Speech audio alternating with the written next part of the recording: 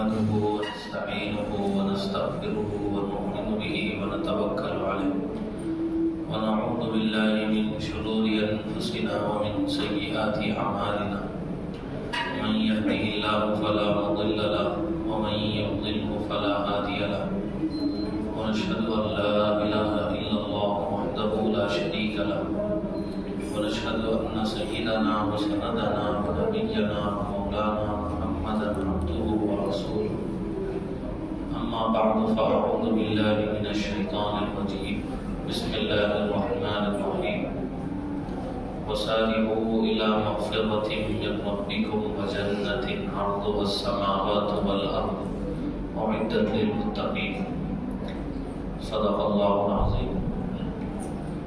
معزز سامعین کرام، عزیز ساتھیوں، بزرگوں، دوستوں، یہ جو مہینہ چل رہا ہے رجب کا مہینہ ہے، کل سے شعبان کا مہینہ شروع ہونے والا ہے. آج رجب کی 30 تاریخ ہے، کل شعبان کی 1 تاریخ ہوگی. شعبان کا مہینہ شروع ہونے والا ہے. شعبان کا مہینہ جیسے ہی ختم ہوگا تو رمضان شروع ہوگا.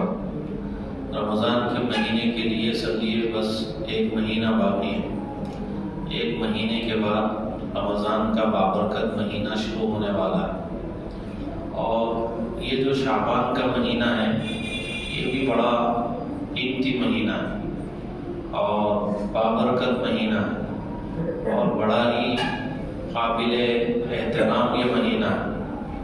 نبی رحمت صلی اللہ علیہ وسلم کا معمول حضرت عائشہ رضی اللہ تعالی عنہ بیان کرتی ہے کہ نبی رحمت صلی اللہ علیہ وسلم شعبان کے مہینے میں کثرت سے روزے رکھتے تھے.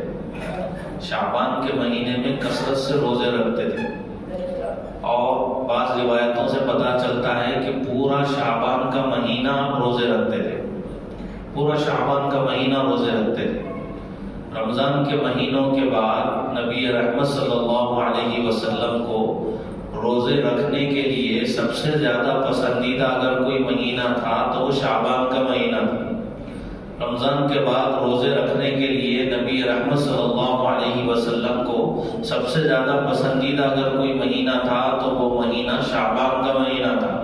شعبان کے مہینے کو روزے رکھنے کے لیے آپ پسند کرتے تھے اور کثرت سے اس مہینے میں روزے رکھتے تھے، بلکہ پورا مہینہ روزے رکھتے تھے. حضرت اسامہ ابن زید رضی اللہ تعالیٰ عنہ نے نبی رحمت صلی اللہ علیہ وسلم سے ایک مرتبہ پوچھا کہ اللہ کے نبی، ہم دیکھتے ہیں آپ کو کہ کسی مہینے میں اتنے روزے کثرت سے آپ نہیں رکھتے جتنا کہ شعبان کے مہینے میں رکھتے ہیں. شعبان کے مہینے میں آپ کثرت سے روزے رکھتے ہیں، ایسا کیوں کرتے ہیں؟ تو نبی رحمت صلی اللہ علیہ وسلم نے ارشاد فرمایا، یہ جو مہینہ ہے رجب اور رمضان کے درمیان میں ایک مہینہ ہے، اس مہینے سے لوگ غافل رہتے ہیں. یہ جو مہینہ ہے اس مہینے میں بندوں کے اعمال اللہ تعالیٰ کی بارگاہ میں پیش کیے جاتے ہیں اور میں یہ چاہتا ہوں کہ میرا عمل جب اللہ کی بارگاہ میں پیش کیا جائے تو میں روزے سے ہوں، اس لیے میں اس مہینے میں روزے رکھتا ہوں. تو ایک بات یہ سمجھ میں آئی کہ نبی رحمت صلی اللہ علیہ وسلم شعبان کے مہینے میں جو کثرت سے روزے رکھتے تھے اس کی وجہ آپ نے بیان فرمائی کہ شعبان کے مہینے میں بندوں کے اعمال اللہ تعالیٰ کی بارگاہ میں پیش کیے جاتے ہیں. میں چاہتا ہوں کہ میرا عمل جب اللہ کی بارگاہ میں پیش کیا جائے تو میں روزے کی حالت میں رہوں، اس لیے میں روزہ رکھتا ہوں. اور آپ نے یہ بھی ارشاد فرمایا کہ اس سال جتنے لوگ مرنے والے ہیں ان سارے لوگوں کے نام لکھ کر اللہ تعالیٰ ملک الموت کے حوالے فہرست کر دیتے ہیں. سارے اس سال مرنے والے جتنے لوگ ہوتے ہیں، اس سال مرنے والے جتنے لوگ ہیں ان سبوں کے نام لکھ کے ایک فہرست اور ایک لسٹ ملک الموت کے حوالے کر دی جاتی ہے. نبی رحمت صلی اللہ علیہ وسلم اس لیے کثرت سے شعبان کے مہینے میں روزے رکھتے تھے. شعبان کے مہینے میں روزے رکھنے کی وجہ آپ نے بیان فرمائی کہ بندوں کے اعمال اللہ کی بارگاہ میں پیش کیے جاتے ہیں. میں یہ چاہتا ہوں کہ میرا عمل جب اللہ کی بارگاہ میں پیش کیا جائے تو میں روزے کی حالت میں رہوں. کون یہ چاہتا ہے کہ اس کا عمل اس کے بڑوں کے سامنے، اس کے ماں باپ کے سامنے پیش کیا جائے؟ کوئی غلط عمل جو وہ کر رہا ہو، کوئی غلط حرکت وہ کر رہا ہو، اس کی کوئی غلط حرکت، کوئی بے حیائی والا عمل، کوئی برا کام، کوئی گندا کام وہ کر رہا ہو، اس کے ماں باپ کے سامنے وہ چیز پیش کی جائے، کوئی اس کو پسند نہیں کرتا۔ اگر کسی کو پتا چلے کہ اس کے ماں باپ دیکھ رہے ہیں تو وہ کوئی ایسی حرکت نہیں کرتا جس حرکت کی وجہ سے ماں باپ اس کو ڈانٹے، یا وہ حرکت بری ہو جس کی وجہ سے وہ لوگوں کی نظروں میں برا سمجھا جائے، تو ایسی کوئی حرکت نہیں کرے گا۔ وہ پوری کوشش یہ کرے گا کہ اس کے ماں باپ کے سامنے اس کا جو عمل پیش کیا جائے وہ اچھا عمل پیش کیا جائے۔ اپنے ماں باپ کے سامنے جو بچہ ہوتا ہے وہ ایسی حالت میں رہتا ہے کہ ماں باپ یہ سمجھتے ہیں کہ میرا یہ جو بچہ ہے بڑا دیندار ہے، میرا یہ جو بچہ ہے بڑا نیک ہے، چاہے اس کی عادتیں کیسی ہی کیوں نہ ہو، چاہے اس کے اخلاق کیسے ہی کیوں نہ ہو، چاہے وہ اس کی صحبتیں کتنی ہی بری کیوں نہ ہو، لیکن وہ یہ چاہے گا کہ اس کے ماں باپ کے سامنے اس کی عادتیں جو پیش کی جائیں، اس کے ماں باپ کے سامنے جو اس کے احوال پیش کیے جائیں وہ اچھے پیش کیے جائیں۔ تو یہ ایک انسان کی فطرت ہے، انسان کی ایک عادت ہے۔ تو بندے کے اعمال اس مبارک مہینے میں اللہ تعالیٰ کی بارگاہ میں پیش کیے جاتے ہیں۔ ویسے اعمال تو روزانہ اعمال پیش کیے جاتے ہیں، بندہ جو بھی کرتا ہے، بندے کے اعمال اللہ تعالیٰ کی بارگاہ میں روزانہ بھی پیش کیے جاتے ہیں، اور ہفتے میں ایک مرتبہ پیر اور جمعرات کو بھی پیش کیے جاتے ہیں۔ روزانہ بھی بندے کے اعمال اللہ تعالیٰ کی بارگاہ میں پیش کیے جاتے ہیں، پیر اور جمعرات کو بھی اعمال بندے کے اللہ تعالیٰ کی بارگاہ میں پیش کیے جاتے ہیں، اور سال میں ایک مرتبہ شعبان کے مہینے میں بندے کے اعمال اللہ تعالیٰ کی بارگاہ میں پیش کیے جاتے ہیں۔ جب ہمارا عمل اللہ تعالیٰ کی بارگاہ میں پیش کیا جائے تو وہ جو عمل ہمارا پیش کیا جائے وہ عمل اچھا ہونا چاہیے۔ یہ فکر ہر ایمان والے کو ہونا چاہیے۔ نبی رحمت صلی اللہ علیہ وسلم نے اپنے عمل سے ہم کو یہی بتایا کہ شعبان کے پورا مہینہ آپ روزہ رکھتے تھے اور کثرت سے روزے رکھتے تھے، اور روزہ رکھ کے آپ اپنی امت کو یہ بتا رہے ہیں کہ لوگ اور رمضان کے درمیان جو مہینہ ہے شعبان کا مہینہ، اس شعبان کے مہینے میں لوگ غفلت برتتے ہیں۔ عام طور پہ شعبان کا مہینہ آتا ہے، کتنے لوگ ایسے ہیں جو اپنے کاروبار کی فکر میں لگ جاتے ہیں، دکاندار جتنے لوگ ہیں وہ دکان کو بنانے کی فکریں کرنے لگتے ہیں، کاروبار کو مضبوط کرنے کی فکریں کرنے لگتے ہیں کہ بھئی رمضان کا مبارک مہینہ آ رہا ہے تو ہم کیسے اپنے کاروبار کو اچھے سے اچھا بنائیں، کیسے ہم زیادہ سے زیادہ پیسہ کمائیں۔ کاروبار، دکاندار، جتنے لوگ تاجر ہیں، جتنے تجارت پیشہ ہیں، سب یہ کوشش کرتے ہیں کہ بھئی ہماری تجارت رمضان کے مہینے میں اچھی چلے،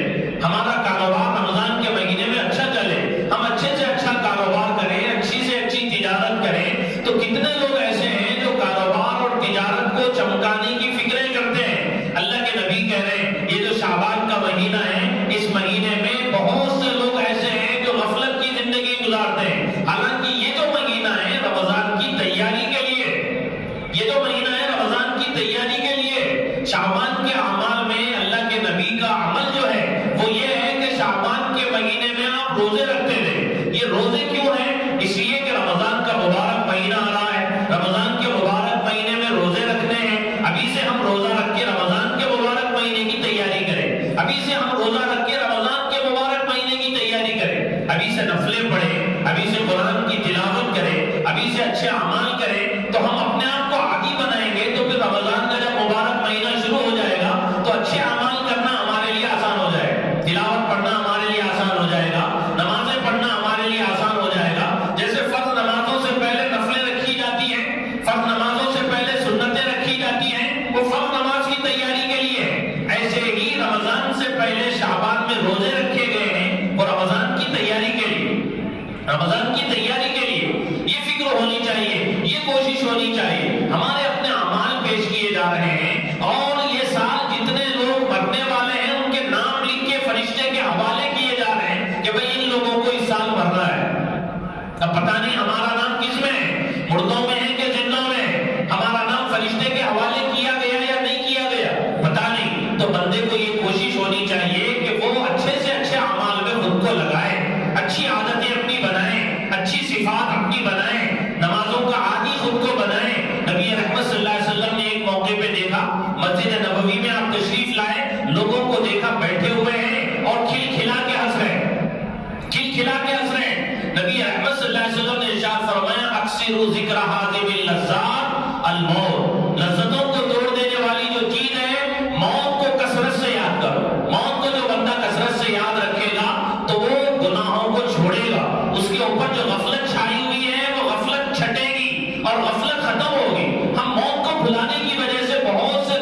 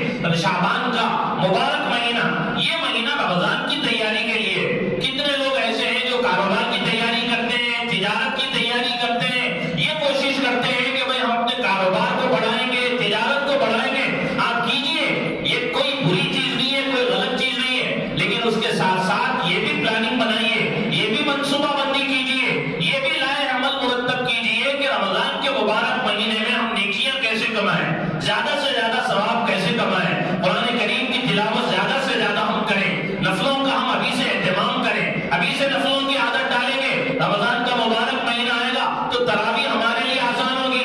ورنہ کتنے لوگ ایسے ہیں جو رمضان کے مبارک مہینے میں تراویح ہی نہیں پڑھتے. بہت سے نوجوان ہیں، طاقتور ہیں، ہڈے کٹے ہیں، مضبوط ہیں، گھنٹوں چورستوں پہ کھڑے ہو سکتے ہیں، چوراہوں پہ کھڑے رہ سکتے ہیں، ہوٹلوں میں کھڑے رہ سکتے ہیں، بیٹھ سکتے ہیں، لیکن جب رمضان میں اللہ کے کلام کو سننے کے لیے مسجد میں آتے ہیں، تراویح شروع ہوتی ہے تو ان کا سر چکرانے لگتا ہے، گھٹنوں میں درد ہونے لگتا ہے، پیروں میں درد ہونے لگتا ہے، اور عجیب عجیب قسم کی وہ شکایتیں کرتے ہیں کہ بھئی ہم سے کھڑا ہونا نہیں ہو پا رہا ہے، ہم تراویح نہیں پڑھ سکتے. تو کتنے لوگ ایسے بھئی ابھی سے نفلوں کی عادت بندہ ڈالے، ابھی سے نفلیں بندہ پڑھے، نمازوں کا ابھی سے اہتمام کرے. رمضان کا مبارک مہینہ جو ہی شروع ہو جائے گا تو تراویح پڑھنا اس کے لیے آسان ہو جائے گا، تراویح میں قرآن سننا اس کے لیے آسان ہو جائے گا. رمضان کے مبارک مہینے میں تلاوت اس کے لیے آسان ہو جائے گی. رمضان کے مبارک مہینوں میں عبادتوں کا کرنا اس کے لیے آسان ہو جائے گا. جیسے فرض نمازوں سے پہلے سنتیں اور نفلیں ہوتی ہیں، وہ فرض نمازوں کی تیاری کے لیے ہوتی ہیں، ایسے ہی رمضان سے پہلے شعبان کا مہینہ ہے. شعبان کے مہینے میں روزے رکھنا ہے. یہ روزے کیوں رکھنا ہے؟ اس لیے رکھنا ہے تاکہ رمضان کی تیاری ہو جائے، رمضان کی تیاری ہو جائے.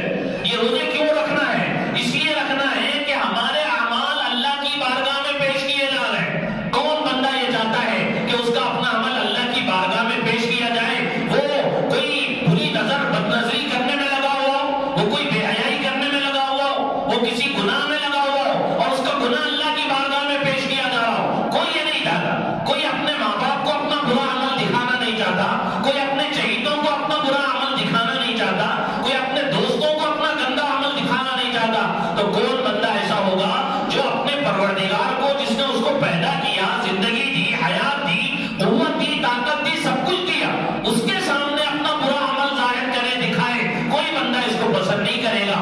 اس لیے میرے دوستو، یہ جو مہینہ ہے، اس مہینے کو گناہوں سے پاک اور صاف گزارنے کی کوشش کرنی چاہیے کہ بھئی ہمارے اعمال اللہ کی بارگاہ میں پیش کیے جا رہے ہیں. بتایا جا رہا ہے کہ بھئی اے اللہ، آپ کا جو فلاں بندہ ہے، فلاں جگہ کا رہنے والا، فلاں کا جو بیٹا ہے، اس نے آج سے صبح سے لے کے شام تک یہ گناہ کیے، اس نے آپ کی یہ نافرمانی کی، اس نے بدنگاہی کی، اس نے غیبت کی، اس نے چغلی کی، اس نے ظلم کیا، اس نے حرام کھایا، اس نے حرام کمایا. یہ سارا کا سارا ہمارا کٹا چھٹا اللہ رب العزت کی بارگاہ میں پیش کیا جا رہا ہے. تو کون بندہ ایسا ہے جو وہ یہ چاہے گا کہ بھئی ہمارا برا عمل اللہ کی بارگاہ میں پیش کیا جائے؟ کوئی نہیں چاہے گا. تو پھر میرے دوستو، یہ جو مہینہ ہے، اس مہینے کو روزوں کے ساتھ گزارنا چاہیے.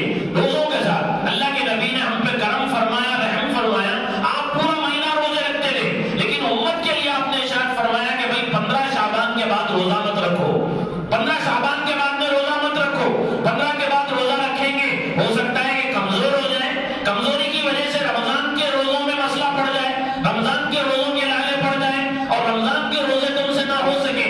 اسی لیے آپ نے ارشاد فرمایا کہ بھئی رمضان کے شعبان کے مہینے میں روزے تو رکھو، لیکن 15 شعبان کے بعد میں روزے رکھنے سے نبی رحمت صلی اللہ علیہ وسلم نے منع فرمایا کہ بھئی 15 کے بعد اگر کوئی بندہ روزہ رکھے گا، ہو سکتا ہے کمزور پڑ جائے. کمزور پڑنے کی وجہ سے وہ رمضان کے جو روزے اصل ہیں، فرض ہیں، وہ روزے اس سے نہ ہو سکے. اسی آپ نے ارشاد فرمایا کہ اس مہینے میں روزے تو رکھو، لیکن جب 15 شعبان ہو جائے اس کے بعد میں روزے مت رکھو. یہ روزے کیوں رکھنا ہے؟ اس لیے کہ ہمارے اعمال اللہ کی بارگاہ میں پیش کیے جا رہے ہیں. اس لیے کہ ہمارے اس سال جتنے مرنے والے ہیں، ان کے نام لکھ کے اللہ کے فرشتوں کے اللہ تعالیٰ نے حوالے کر دیے ہیں. جتنے اس سال مرنے والے ہیں، ان سب کے نام لکھ کے اللہ تعالیٰ فرشتوں کے حوالے کر دیتے ہیں. اس وجہ سے اس مبارک مہینے میں روزوں کا اہتمام کرنا ہے، چونکہ روزہ ایک ایسا عمل ہے جو اللہ تعالیٰ کو بہت زیادہ محبوب ہے، بہت زیادہ پسند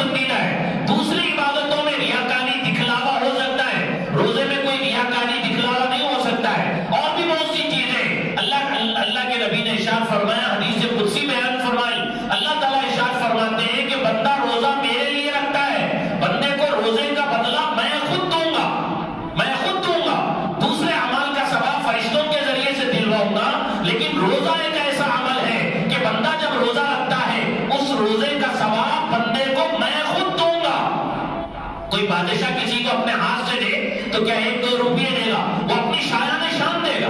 آدمی جتنا مالدار ہوگا، بادشاہ ہوگا، وہ اپنی شان سے دے گا، کسی کو دے گا.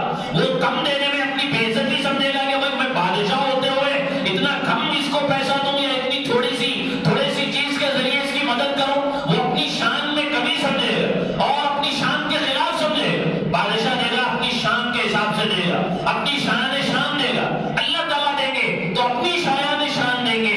اللہ تعالیٰ کہہ رہے ہیں کہ بندہ روزہ میرے لیے رکھتا ہے، کھانا پینا چھوڑتا ہے، جائز ضرورتوں کو چھوڑتا ہے، بھوکا پیاسا رہتا ہے، کس لیے رہتا ہے؟ اکیلے میں، کوئی دیکھنے والا نہیں ہے، پانی ہے، گرمی کا موسم ہے، ٹھنڈا پانی ہے، پھر بھی نہیں پی رہا ہے. کیوں نہیں پی رہا؟ کہ اللہ ناراض ہو جائے گی. اللہ دیکھ رہے، اللہ کے لیے پیاس کو برداشت کرتا ہے، اللہ کے لیے بھوک کو برداشت کرتا ہے. اللہ تعالیٰ کہتے ہیں کہ بھائی جب بندہ میرے لیے روزہ رکھتا ہے تو بندے کو روزے کا بدلہ میں خود اپنے ہاتھ سے دوں گا، میں خود اپنے ہاتھ سے دوں.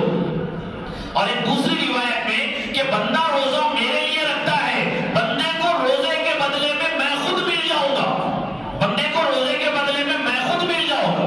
جب اللہ مل جائے بندے کو تو اور کیا چاہیے؟ بندہ عبادت کرتا ہے اللہ کو پانے کے لیے، بھوکا پیاسا رہتا ہے اللہ کو پانے کے لیے. جو بھی مجاہدے ہیں، جو بھی پاپڑ بیلے جاتے ہیں اللہ کو پانے کے لیے، اللہ کو حاصل کرنے کے لیے. روزے کے بدلے میں جب بندے کو اللہ ہی مل رہے ہیں تو پھر اس کو کچھ کرنے کی کیا ضرورت ہے؟ اس کا جو اپنا مقصد ہے وہ پورا ہو رہا ہے. جیسے آپ نے سنا ہوگا کہ ایک بادشاہ تھا، اس بادشاہ نے ایک موقع پہ اعلان کیا کہ بھئی ایک دربار میں سجا رہا ہوں، سب کو حاضری کی دعوت دیتا ہوں، سب اس دربار میں آئیں، سب کے لیے آنا ضروری ہے. چونکہ بادشاہ جو ہوتے تھے پہلے کے، جب خوش ہوتے تھے تو انعام و اکرام سے نوازتے تھے، ناراض ہو جاتے تھے تو گردن مار دیتے تھے.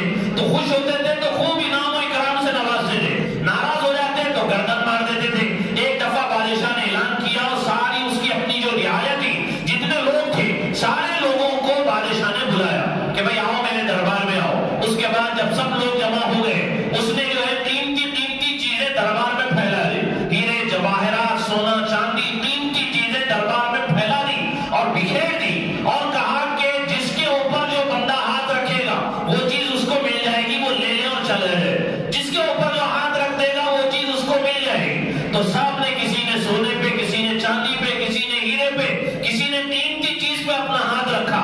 تو بادشاہ نے اس کو وہ چیز دے دی. بادشاہ کی ایک باندی تھی جو اس کے بازو کھڑی تھی، اس نے کچھ کسی چیز کے اوپر اس نے ہاتھ نہیں رکھا. تو بادشاہ نے پوچھا کہ کیا بھائی تجھے کوئی چیز نہیں چاہیے؟ اس نے کہا کہ آپ نے جو اعلان کیا یہ بالکل صحیح ہے. تو بادشاہ نے کہا کہ بھائی بادشاہ کا اعلان ہے، بالکل صحیح ہے، میرا جو اعلان ہے وہ بالکل صحیح ہے، میں ہوش و حواس میں بات کر رہا ہوں، جس پہ تم ہاتھ رکھ دو گے وہ چیز تمہاری ہوگی. تو اس نے فوری اپنا ہاتھ اٹھایا اور بادشاہ کے سر پہ رکھ دیا اور کہا کہ بھائی بادشاہ کے سر پہ میں اپنا ہاتھ رکھتی ہوں تو مجھے بادشاہ مل جائے گا. بادشاہ مل گیا تو پھر ان چیزوں کی مجھے کیا ضرورت؟ بادشاہی جس کا ہو جائے تو پھر سارے ہیرے، سارے جواہرات، سارا سونا چاندی، سب کا سب اس کا ہے. تو اس نے اس کے اوپر ہاتھ رکھ دیا اور کہہ دیا کہ بادشاہ میرا تو سب میرا. تو یہ جو ساری مشکلیں ہیں، پریشانیاں ہیں، وہ اس لیے جھیلی جاتی ہیں کہ بندے کو اللہ مل جائے. روزے کے بدلے میں بندے کو اللہ مل رہا ہے، اس لیے بندے کو جب روزے کے بدلے میں اللہ مل جائے تو اس کا اپنا جو مقصد ہے وہ مقصد پورا ہو رہا ہے، اس کا اپنا مقصد پورا ہو رہا ہے. اس لیے میرے دوستو، شعبان کا جو مہینہ ہے یہ دین کی مہینہ ہے. یہ مہینہ رمضان سے ملا ہوا ہے. رمضان سے ملا ہوا ہونے کی وجہ سے یہ مقدس اور قیمتی ہے. اللہ کے نبی اس پورے مہینے میں روزے رکھتے تھے. روزوں کا اہتمام ہم کو کرنا چاہیے. روزے کیوں رکھتے تھے؟ آپ نے ارشاد فرمایا ہمارے جو اچھے برے اعمال ہیں وہ سارے کے سارے اللہ تعالیٰ کی بارگاہ میں پیش کیے جا رہے ہیں. اب ہمارے ہاتھ میں فیصلہ ہے، ہم اللہ تعالیٰ کو اچھے اعمال دکھا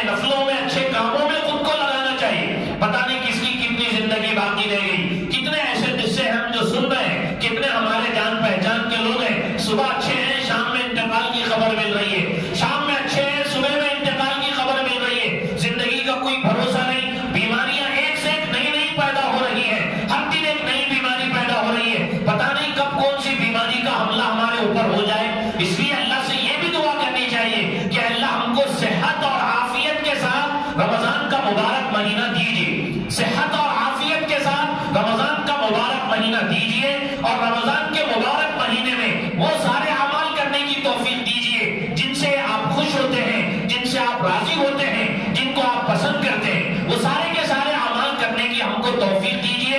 اللہ سے دعا مانگنی چاہیے، اللہ سے رمضان مانگنا چاہیے، پتہ نہیں ہم کو رمضان ملے نہ ملے، پھر جب رمضان ملے تو صحت کے ساتھ ملے نہ ملے۔ کتنے ایسے لوگ ہیں جو گزشتہ رمضان میں صحت مند تھے، اب رمضان آنے سے پہلے عجیب بیماریوں میں مبتلا ہو گئے۔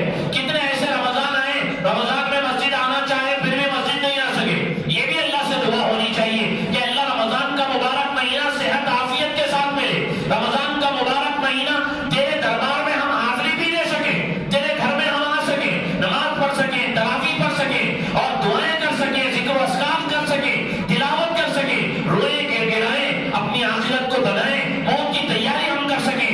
اس کی توفیق اللہ ہم کو دیجیے۔ یہ اللہ سے مانگنا چاہیے، دعائیں کرنی چاہیے۔ اللہ سے دعا ہے اللہ تعالی ہم سب کو عمل کی توفیق نصیب فرمائے۔ آمین۔ وآخر دعوانا الحمدللہ رب العالمین۔